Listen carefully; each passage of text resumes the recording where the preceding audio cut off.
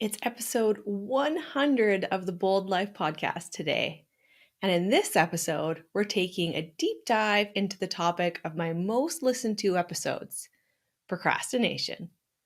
Whether your procrastination style is to hide on the couch and binge watch a season of Ghosts, or you're more of the productive procrastination type, filling your day with a million things to avoid that one task, this episode is for you.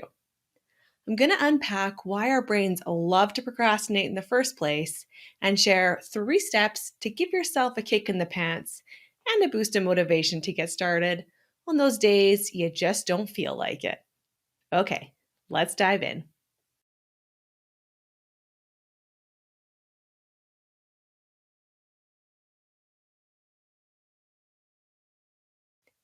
I started this podcast 100 episodes ago as a quarantine project. I've been wanting to start a podcast or a vlog for a while, but that age-old story of never having enough time.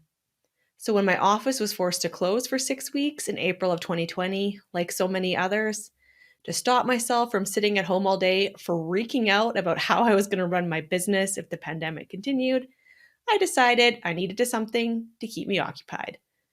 I don't have the patience for baking and I am very clumsy. I can't count the number of times I've burned myself trying to cook or bake over the years. So I knew that learning to make sourdough bread, which was the hot new hobby at the time, wasn't for me. Instead, I started this podcast. I love learning. I spent a million years in university, and my mom loves to tell the story of how when I was younger, I said I wanted to be a professor so I could stay in school forever. I took a slightly different career path, but I consider myself a lifelong learner. I take classes on all sorts of topics. Right now, most of those classes focus on building a business, but I'm also taking classes on how to be a better writer, and I also love to read. I was so sad every time the library closed during the pandemic, and I was always there the first day it opened again to check out a new stack of books. One of my favorite parts about learning anything new is sharing what I'm learning with others. If you've been listening to this show for a while, you might have noticed that a lot of my stories start with, "So I was reading this book," and I'm always telling my coworkers about the books that I'm reading. My goal for this podcast was to share some of that learning with you, to share strategies to help busy professionals take back control of their time, energy, and focus so I can help create a generation of strong leaders who don't feel totally overwhelmed, stretched thin, and burnt out all of the time. The topic of our most popular episodes over the past 2 years: procrastination. And today, I'm going to revisit some of those past episodes, update you with everything new I've learned about motivation and taking action over the past 2 years, and give you an action plan. A plan you can use when you need a bit of accountability or a gentle kick in the pants some days. Way back in episode 37, I explained why your brain loves to procrastinate. Because it feels good to procrastinate, at least in the short term. There's usually a reason you're procrastinating. The primary reason? Your brain has made up a bunch of stories about the thing that you're avoiding doing. And those stories make your brain feel uncomfortable. Something I'm procrastinating on right now? You guessed it. Updating my bookkeeping. You know, bookkeeping is one of my least favorite tasks in my business. Yes, I'm probably getting to the point where I should really delegate this task or hire a bookkeeper, but for now, it's still on my to-do list. Partly because as much as I dread bookkeeping, I also like to know where the money is coming in and out of my business. I don't like doing all the data entry, but I do like going through each line and looking at any places that we need to cut back or where we can afford to invest in the business going forward. When I started to think about pulling out my shoebox of invoices, okay, it's not a shoebox, it's a basket, but still, it's definitely a pile of invoices. My brain starts telling me a bunch of stories about why we do not want to do this. Ugh, bookkeeping is so boring. I don't have time for this. I'll figure it out later. It's going to put me in a bad mood if I get started. I know this hasn't been the best year. I don't really want to be reminded of all of that. And all those thoughts make me feel uncomfortable. My brain then does its job. It avoids the uncomfortable thing. I procrastinate. I move bookkeeping in my schedule to another week for like the 100th time, and I fill my time with something else. Procrastination feels good for your brain. It feels good in the short term to avoid that potentially bad thing. That client call you're not sure is going to go well, that meeting with your boss you've been dreading, that giant project that feels way too overwhelming. In the short term, it feels good to procrastinate and avoid. The problem is that short term comfort from putting off that project or avoiding that task is just that, short term. Procrastination isn't a great long term strategy. It has consequences. At a minimum, it can increase stress. You can start to feel panic when that deadline gets closer. You might miss an opportunity that could have come from just getting that task done, and you're spending a whole bunch of brain resources. Plus, even when something is out of sight, doesn't mean it's out of mind. If you ever put something off before, you know your brain constantly reminds you that you're procrastinating, right? If you're putting off replying to an email, each time you open your computer or look at your phone, you think about it, right? Procrastinate on cleaning up that mess, and it stares at you every time you go into the room. Procrastination can even impact your sleep. Ever lay down and try and sleep, and then your brain starts reminding you of the 100 things left on your to-do list? Procrastination takes up valuable brain space, time, energy, and focus. It might feel good in the short term, but we know it's not helping us in the long term. Your brain is smart and resourceful. Remember, your brain wants to keep you feeling comfortable. Thinking about starting that task that you're avoiding feels uncomfortable. So your brain is going to try and talk you out of getting started. And often, this happens without you even noticing. Let's take an example. Say you're procrastinating starting a big project. You've got a million things on your plate already, and whenever you happen to have some free time in your schedule, you look at that project and your stomach drops. Maybe you start to feel fidgety and restless. Maybe you feel like you need to get up and go do something else, or you feel exhausted just thinking about starting. It feels so overwhelming, you're not sure where to start, and it's draining just to think about it, right? All those reactions your body has, your stomach flip-flopping, fidgeting and feeling restless, feeling tired and unmotivated, they all send signals back to your brain.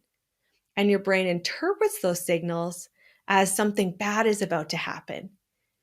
Your brain says, oh no, my body's freaking out. Mayday, mayday. We need to go back to feeling comfortable. So let's get out of this situation.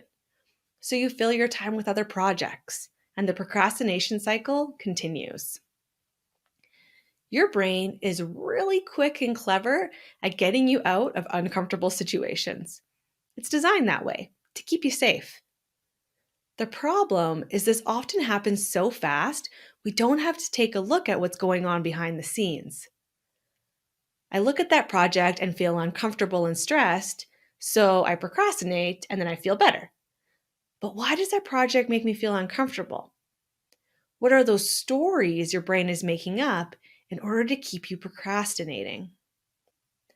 The next time you find yourself wanting to procrastinate or avoid, pull out a piece of paper and a pen and ask yourself, why does this task make me feel uncomfortable, overwhelming, or even scary?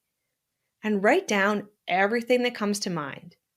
You don't have to share this with anyone, so be honest with yourself. Don't hold back. Where does your brain go? The reason this technique is so powerful is it forces your brain to get out of the situation response mode and add a step. Situation, what's happening in my brain, then response. This interrupts those default patterns and forces your brain to take an honest look at where that discomfort is really coming from. When you ask that question of yourself, you're likely going to come up with answers that sound something like these. Ugh, that task feels too overwhelming. It's unmanageable. There's no way I can do it. I'm not good enough, or smart enough, or talented enough, or whatever enough. Most often, at the core, our brains are telling us some version of we're not good enough, or other people aren't going to like us for it. Those are two of the core beliefs that keep us stuck procrastinating. Perfectionism, I'm not good enough, and people pleasing. If I mess up, others will be mad at me. Getting clear on what's the real thought or doubt or worry behind the procrastination makes it easier to take action. So, you've interrupted that default brain path of situation reaction and added that step where you take a hard look at the beliefs going on behind the scene, the beliefs behind the procrastination, the real root of that resistance and discomfort. How do you get started? What do you do to get started on that task? Here are 3 steps I recommend to get started when you're procrastinating. Step number 1, break it down. One of the prime reasons we procrastinate is things feel overwhelming, like way too much work. And so your brain says, why start in the first place? Breaking that task down into super small steps is motivating for your brain.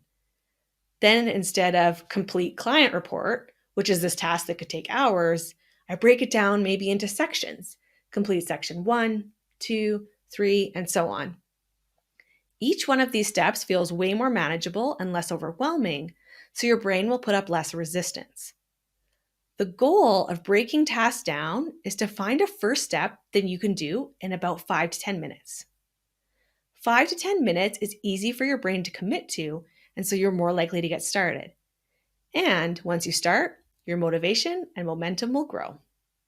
Step 2, go someplace new. If you're sitting at your desk and procrastinating, take your laptop, go to another room, go to a coffee shop or a library. Just move to a new setting. Our brains are great at learning, and they learn associations really fast. If you're constantly procrastinating at your desk, your brain has learned that my desk is where I procrastinate. Just like any other habit, switching up the situation can shift your brain's focus. You know I love routine, and working at the same place every day is great for productivity. Until it's not. Until your brain has learned to associate your workplace with habits like perfectionism, people-pleasing, and procrastination. Go somewhere new to work for a few hours. You might be surprised that you find it easier to get started on that task you're avoiding. And finally, step number 3. Set a timer for 5 to 10 minutes and just get started.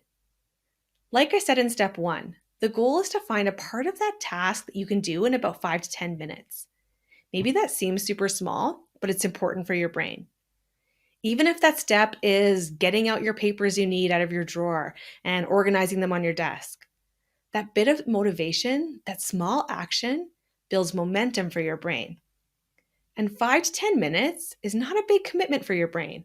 So it's easier and more comfortable to say, I'll just work for 10 minutes, rather than feeling like you need to work for 5 hours. Once you start, your brain will get into a new thinking pattern, and instead of procrastination, you'll be in the pattern of action. And you're likely to find that you're motivated to keep going at the end of that 10 minutes. Ever wished you had more time in your day? Snag your copy of my free workbook, Your Daily Productivity Checklist. This workbook will walk you through the steps I use to set up my day to maximize productivity so you can get more done without feeling guilty, totally overwhelmed, or staying up all night to squeeze it all in. Download your copy at drnicolebyers.com/checklist. That's drnicolebyers.com/checklist. Okay, let's do a quick recap of everything we've covered in this special 100th episode of the show. Your brain loves to procrastinate because procrastination feels good, at least in the short term. Procrastination lets your brain avoid all those uncomfortable feelings and worries that your brain is telling you stories about when it comes to the task you're avoiding. To get your brain out of this procrastination mode, interrupt that default thinking pattern by taking a deep look at the stories your brain is coming up with. And then follow the 3 steps we covered today to boost your motivation and start taking action. Break it down, work someplace new, and commit to working for just 5 to 10 minutes. Procrastination is a habit, just like brushing your teeth in the morning. But like any other habit, you can stop your default procrastination with a plan and a bit of practice. Thanks for tuning in. I'm Dr. Nicole Byers, and this is the Bold Life Podcast.